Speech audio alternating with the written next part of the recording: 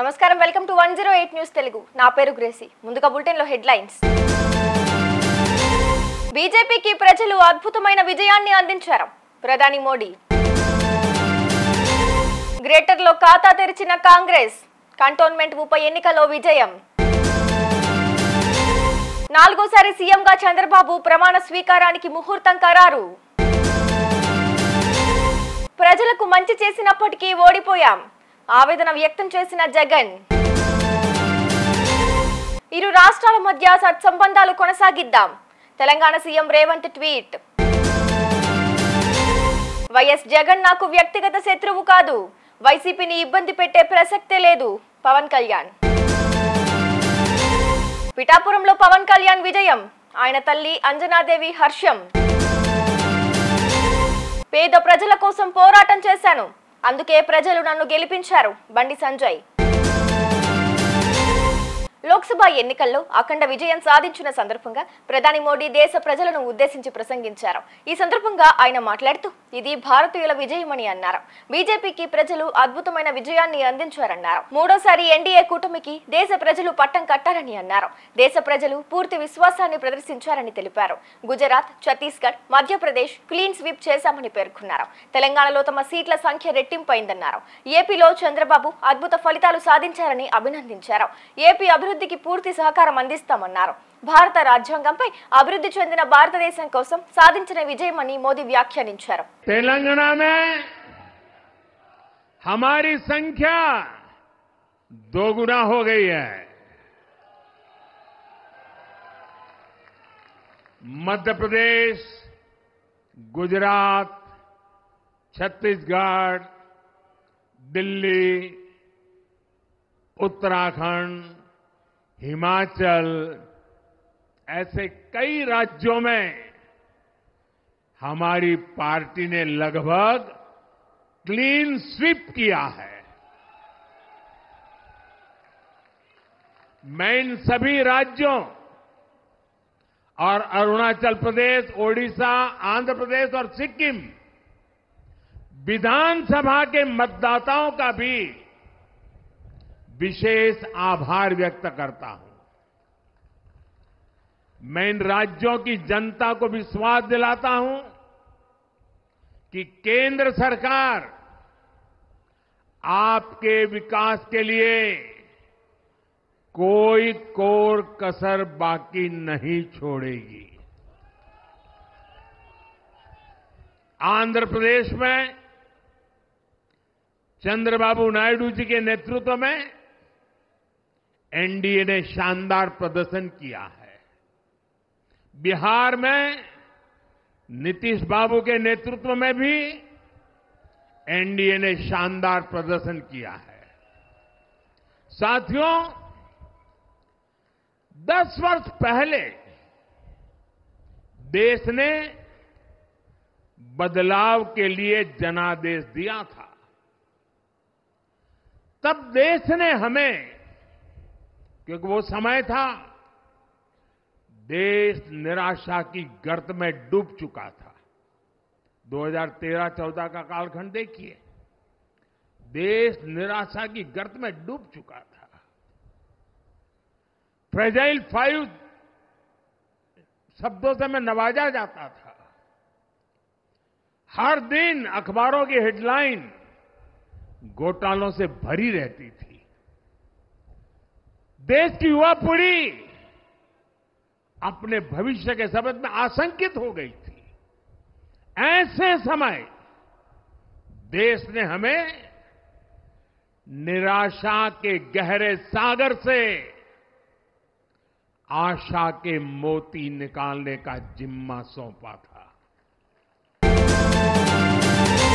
తెలంగాణలో కాంగ్రెస్ ప్రభుత్వం అధికారంలోకి వచ్చినప్పటికీ గ్రేటర్ పరిధిలో ఒక్క అసెంబ్లీ సీటును కూడా కైవసం చేసుకోలేకపోయింది సికింద్రాబాద్ కంటోన్మెంట్ అసెంబ్లీ ఉప ఎన్నికల్లో కాంగ్రెస్ ఘన విజయం సాధించింది ఆ పార్టీ అభ్యర్థి శ్రీ గణేష్ 13,000కు పైగా మెజార్టీతో గెలుపొందారు హోరాహోరీగా జరిగిన కౌంటింగ్ లో కాంగ్రెస్ అభ్యర్థిని విజయం వరించింది ఈ విజయంతో గ్రేటర్ పరిధిలో కాంగ్రెస్ ఖాతా తెరిచింది కంటోన్మెంట్ ఉప ఎన్నికల్లో విజయంతో అసెంబ్లీలో కాంగ్రెస్ సభ్యుల సంఖ్య 65కు పెరిగింది ఏపీ అసెంబ్లీ ఎన్నికల్లో ఘన విజయం సాధించిన టీడీపీ అధినేత చంద్రబాబు 4వ సీఎంగా ఈ నెల 9వ తేదీన ప్రమాణ స్వీకారం చేయనున్నారు. ఆ రోజు ఉదయం 11:53 ఆయన పదవి ప్రమాణం చేస్తారని ఆ పార్టీ వర్గాలు తెలిపాయి. ప్రమాణ స్వీకార స్థలంపై తర్జన భర్జనలు జరుగుతున్నాయి. మంగళగిరికి తూర్పు దిశలో ఈ కార్యక్రమం నిర్వహిస్తే బాగుంటుందని వాస్తు పండితులు సలహా ఇచ్చారు. ఆ దిశలో జయవాడ, గుంటూరు జాతీయ రహదారి పక్కన అనువైన మైదానం కోసం టీడీపీ నేతలు అన్వేషిస్తున్నారు. ఏపీలో అధికార వైసీపీకి ఊహించిన రీతిలో ఘోర పరాజయం పాలవడం పట్ల ఆ పార్టీ అధినేత వైఎస్ జగన్మోహన్ రెడ్డి స్పందించారు. తాడేపల్లిలో జగన్ మీడియా సమావేశం నిర్వహించారు. ఈ సందర్భంగా ఆయన ఆవేదన వ్యక్తం చేశారు. ఈ ఫలితాలు ఆశ్చర్యం కలిగించాయని అన్నారు. ప్రజల ప్రేమ ఏమైపోయిందో అర్థం కావడం లేదని బాధను వెలిబుచ్చారు.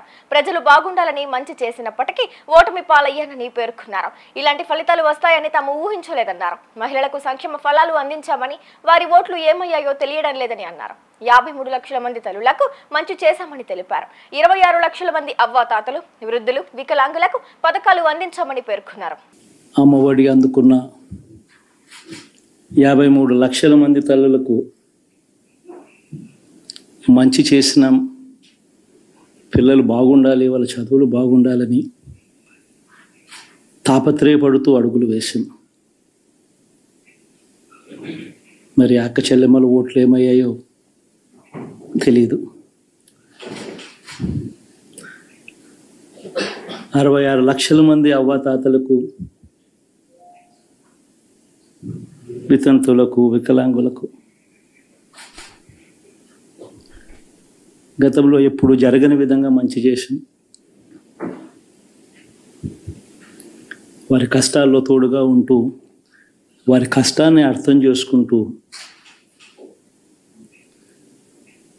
వారి ఇంటికే పంపించే వ్యవస్థను సైతం తీసుకొస్తూ, గతంలో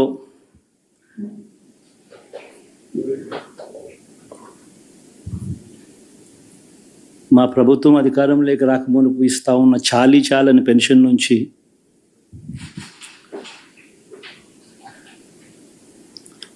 ఎంతో మంచి చేస్తూ అడుగులు వేసినా కూడా ఆ అవ్వాతాతలు చూపిన ఆప్యాయత ఏమైందో కూడా తెలియడం లేదు. దాదాపుగా 1,05,00,000 మందికి పొదుపు సంఘాల అక్క చెల్లెమ్మలకు మంచి జరిగిస్తూ వారి కష్టాలనే మా కష్టాలుగా భావిస్తూ ఇచ్చిన ఏ మాట తప్పకుండా అన్ని రకాలుగా వాళ్ళకు అండగా ఉంటూ ఆసరాతో తోడుగా ఉన్నాం. 0 వడ్డీతో సైతం అండగా ఉన్నాం. చేయూత సైతం తోడుగా ఉంటూ నిలిచాం. మరి ఆ 1,05,00,000 మంది అక్క చెల్లెమ్మల ప్రేమాభిమానాలు ఏమయ్యాయో. ఆంధ్రప్రదేశ్ అసెంబ్లీ ఎన్నికలు 2024లో ఎన్డీఏ కూటమి ప్రపంచంను సృష్టించింది. చారిత్రాత్మకంగా 165 సీట్లను కూటమి పార్టీలు దక్కించుకోవడం ఖాయమైంది. టీడీపీ, జనసేన, బీజేపీ శ్రేణులు సంబరాల్లో మునిగిపోయారు. ఈ నేపథ్యంలో ఏపీ అసెంబ్లీ ఎన్నికల ఫలితాలపై తెలంగాణ ముఖ్యమంత్రి రేవంత్ రెడ్డి ట్విట్టర్ వేదికగా స్పందించారు. ఆంధ్రప్రదేశ్ ఎన్నికల్లో విజయం సాధించిన టీడీపీ అధినేత చంద్రబాబు నాయుడు, జనసేన అధినేత పవన్ కళ్యాణ్ కు నా అభినందనలు తెలుపుతూ ట్వీట్ చేశారు. ఇరు రాష్ట్రాల మధ్య సత్సంబంధాలను కొనసాగిస్తూ సమస్యలను పరిష్కరించుకుంటూ అభివృద్ధి పదం వైపు సాగుతామంటూ తన అభిలాషను వ్యక్తం చేశారు. ఏపీలో సార్వత్రిక ఎన్నికల ఫలితాల తరువాత జనసేన అధినేత పవన్ కళ్యాణ్ స్పందించారు. మీడియా సమావేశంలో ఆయన మాట్లాడుతూ తాము ఎన్నికల సమయంలో ఏదైతే చెప్పి అధికారంలోకి వచ్చామో అది ఖచ్చితంగా నెరవేరుస్తామని తెలిపారు. ముఖ్యంగా ఓ జవాబుదారు ప్రభుత్వంగా పనిచేస్తామని పేర్కొన్నారు. 5 కోట్ల ప్రజల భవిష్యత్తుకు పునాదులు వేయడానికి కృషి చేస్తామని ఆయన చెప్పుకొచ్చారు. వైఎస్ జగన్ నాకు వ్యక్తిగత శత్రువు కాదని అన్నారు. భవిష్యత్తులో వైసీపీని ఇబ్బంది పెట్టే ప్రసక్తే లేదని పవన్ కళ్యాణ్ వ్యాఖ్యానించారు. కక్ష సాధింపుల సమయం కాదిది. ఆంధ్రప్రదేశ్ భవిష్యత్తుకి పునాది, బలమైన పునాది వేసే సమయం. అన్నం పెట్టే రైతుకి అండగా ఉండే సమయం ఇది. రక్షణ లేని ఆడబిడ్డలకి రక్షణ కల్పించే సమయం ఇది. ఆడబిడ్డల్ని, మహిళల్ని వారి కాళ్ళ మీద వాళ్ళు నిలబడగలిగేలా చేసే సమయం ఇది. నేను ఈరోజు ప్రభుత్వ ఉద్యోగులు కూడా మాటిస్తున్నాను. కంట్రిబ్యూటరీ పెన్షన్ స్కీమ్ నేను చెప్పాను, నేను బాధ్యత తీసుకున్నాను, నేను మర్చిపోలా. ఏరు దాటాక తెప్పతలిసే రకం కాదు నేను. కాంట్రిబ్యూటరీ పెన్షన్ స్కీమ్ దానికి సరి సమానంగా అది కానీ మీకు న్యాయం వచ్చేలాగా సంవత్సరం లోపు తీసుకొస్తాను అని మాట ఇచ్చాం, తీసుకొచ్చి తీరుతాం. ఆ మాట మీకు ఇస్తున్నాం. మెగా డిఎస్సి నోటిఫికేషన్ విడుదల చేయించే బాధ్యత మనం తీసుకుందాం. యువత విలవిల్లాడిపోతా ఉన్నారు, యువత నలిగిపోతా ఉన్నారు.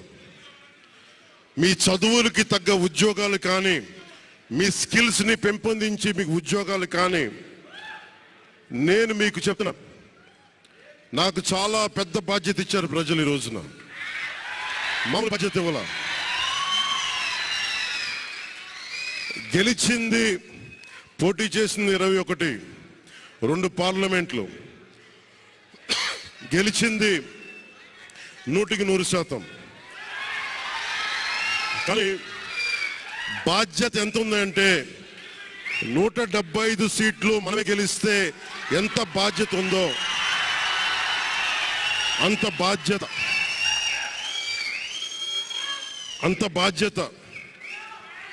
బాధ్యతతో మేము పనిచేస్తాం. యువత నలిగిపోయారు, నేను మర్చిపోలేదు.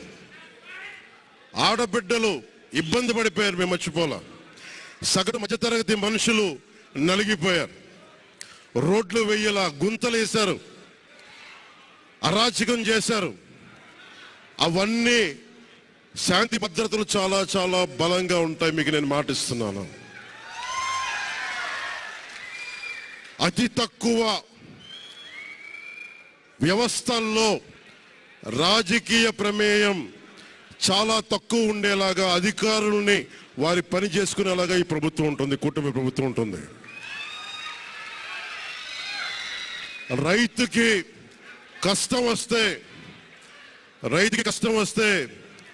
హక్కును చేర్చుకునే ప్రభుత్వం తప్ప తిరస్కారంగా చిన్నచూపు చేసే ప్రభుత్వం అవ్వదు మనకి ఈ కూటమి ప్రభుత్వం. ఏపీ అసెంబ్లీ ఎన్నికల్లో జనసేనాని పవన్ కళ్యాణ్ పిఠాపురంలో జయకేతనం ఎగురవేయడం పట్ల ఆయన మాతృమూర్తి అంజనాదేవి స్పందించారు. తనయుడి విజయం పట్ల ఆమె సంతోషం వ్యక్తం చేశారు. రాజకీయాల్లో మా అబ్బాయి పడిన కష్టాలకు ఆ దేవుడు మంచి ఫలితాన్ని ఇచ్చాడని అన్నారు. ఇక ఈ రోజు నుంచి గాజు గ్లాసులోనే టీ తాగుతాను అంటూ తన కుమారుడు గుర్తు అయిన గాజు గ్లాసును ప్రదర్శించారు. అందులో ఉన్న టీని హాయిగా తాగేశారు. దీనికి సంబంధించిన వీడియో ఇప్పుడు సామాజిక మాధ్యమాల్లో చక్కర్లు కొడుతోంది. ఎందుకంటే మా అబ్బాయి రాజకీయాల్లో వాడు విధయ్యాడు. వాడు పడ్డ కష్టానికి భగవంతుడు అబ్బాయితో మంచి ఫలితం ఇచ్చాడు. అందుకు చాలా సంతోషంగా ఉందమ్మా. ఈ రోజు నుంచి గాజు గ్లాసులో టీ తాగుతాను.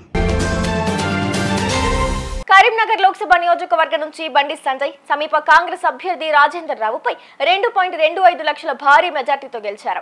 బీఆర్ఎస్ అభ్యర్థి వినోద్ కుమార్ 3వ స్థానంలో నిలిచారు. కరీంనగర్ నుంచి ఎంపీగా గెలిచిన అనంతరం ఆయన మీడియాతో మాట్లాడుతూ అసెంబ్లీ ఎన్నికల్లోనే బీజేపీ గెలవాల్సిందని, కానీ కాంగ్రెస్ 6 గ్యారంటీలను నమ్మి ప్రజలు ఆ పార్టీకి ఓటేశారని అన్నారు. కరోనా సమయంలో కరీంనగర్ ప్రజల కోసం తాను పని చేశానని, పేద ప్రజల కోసం తాను పోరాడానని, అందుకే ప్రజలు తనను గెలిపించారన్నారు. కరీంనగర్ అసెంబ్లీ ఎన్నికల్లో ఏం జరిగిందో మీకు తెలుసు. నేను కుండబద్దలు కొట్టినట్టు మాట్లాడతాను. నేను ఏ వర్గానికి వ్యతిరేకం కాదు, ఒకరు ఓట్ల కోసం పాకాడే వ్యక్తిని కాదు. నాకు ఓటేసే వాళ్ళందరూ కూడా గౌరవిస్తా, నాకు ఓటైన వాళ్ళందరూ కూడా సన్మానిస్తా, వాళ్ళని కూడా నాకు ఏం అభ్యంతరం లేదు. కానీ కరీంనగర్ అసెంబ్లీ ఎన్నికల సందర్భంగా ఒక వర్గం అంతా ఒకటై భారతీయ జనతా పార్టీ అభ్యర్థిగా పోటీ చేసినటువంటి నన్ను ఓడగొట్టారు. ఇలా కాంగ్రెస్ పార్టీ, బీఆర్ఎస్ పార్టీ ఆ వర్గం ఓట్ల కోసం కక్కుర్తిపడ్డారు. వాళ్ళ ఓట్ల ద్వారా మాత్రమే గెలిచే ప్రయత్నం చేశారు. ఇవాళ నేను ఆ రోజు చెప్పినా, ఇప్పుడు ఓడిపోయినా కావచ్చు, కానీ నేను ఓడిపోయినా గెలిచిన ధర్మం కోసం పనిచేసే వ్యక్తిని, పేద ప్రజల కోసం పనిచేసే వ్యక్తిని, పార్టీ కోసం పనిచేసే వ్యక్తిని. కాబట్టి కేసీఆర్ అనే వ్యక్తి కరీంనగర్కి వచ్చి తుర్కోలందరూ ఒకటి కావాలి, బండి సంజయ్ని ఓడగొట్టాలి, బండి సంజయ్ గలీజ్ గాడన్న కేసీఆర్ ఎంత గలీజోడో గుర్తించి అలా కేసీఆర్ బీఆర్ఎస్ పార్టీని అడ్రస్ లేకుండా వేసిన పార్టీ ప్రజలు, తెలంగాణ రాష్ట్ర ప్రజలు దాన్ని గుర్తుంచుకోవాలి కేసీఆర్. కానీ పక్క ఒక వర్గం వాళ్ళు ఓడగొడితే ఇంకో వర్గం వాళ్ళు కరీంనగర్ పార్లమెంట్ లో గెలిపించినా లేదా? పోయినసారి అదే జరిగింది, ఈసారి అదే జరిగింది. కాబట్టి వాళ్ళు కూడా ఆలోచించాలి. ఆ రెండు పార్టీలు వాళ్ళని ఓట్ బ్యాంక్ అని చూస్తున్న విషయాన్ని వాళ్ళు ఆలోచించాలి. హిందూగాన్లు బొందుగా కేసీఆర్ బొందబెట్టి కేసీఆర్ పార్టీని బొందబెట్టారు. కేసీఆర్ రికార్డు బద్దలు కొట్టాం. తెలంగాణ ఉద్యమ సమయంలో కూడా కేసీఆర్ కొట్టాడితే కేసీఆర్ కంటే ఎక్కువ నాకు వచ్చింది వాళ్ళ. కేసీఆర్ కంటే ఎక్కువ మెజార్టీ, వినోరావు కంటే ఎక్కువ మెజార్టీ నాకు వచ్చింది వాళ్ళ. కాబట్టి దమ్మేందో చూపెట్టారు, ఓటు బ్యాంకు దమ్మేందో చూపెట్టారు వాళ్ళు. ఓటు బ్యాంక్ దమ్మేందో చూపెట్టారు కరీంనగర్ నియోజకవర్గంలో. కాబట్టి ఆ రెండు పట్ల మళ్లీ విజ్ఞప్తి చేస్తున్నా, అన్ని వర్గాలను సమానంగా చూడండి. ఒక వర్గానికి కొమ్ముగాసే ప్రయత్నం చేస్తే ఫలితాలు ఇట్లుంటాయి. ఒక వర్గానికి కొమ్ముగాసే ప్రయత్నం చేస్తే నేను ఏ వర్గానికి వ్యతిరేకం కాదు నేను, కానీ అన్ని వర్గాలను సమానంగా చూడమంటున్నా. నా వర్గాన్ని వ్యతిరేకిస్తే పక్కా వ్యతిరేకిస్తా, నేను పక్కా వ్యతిరేకిస్తా. అన్ని వర్గాలను సమానంగా చూడాలి నేను అంటున్నా.